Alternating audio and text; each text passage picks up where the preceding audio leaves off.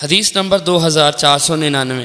نبی اکرم صلی اللہ علیہ وسلم کی زوجہ حضرت عائشہ رضی اللہ عنہا بیان کرتی ہیں کہ ایک شخص ماہ رمضان میں رسول اکرم صلی اللہ علیہ وسلم کے پاس مسجد میں آیا اور اس نے عرض کیا، یا رسول اللہ صلی اللہ علیہ وسلم میں جل گیا۔ 2 مرتبہ کہا۔ رسول اکرم صلی اللہ علیہ وسلم نے اس سے پوچھا کہ اس کا معاملہ کیا ہے؟ اس نے کہا، میں اپنی بیوی کے پاس چلا گیا، جمع کیا، آپ نے فرمایا صدقہ کرو۔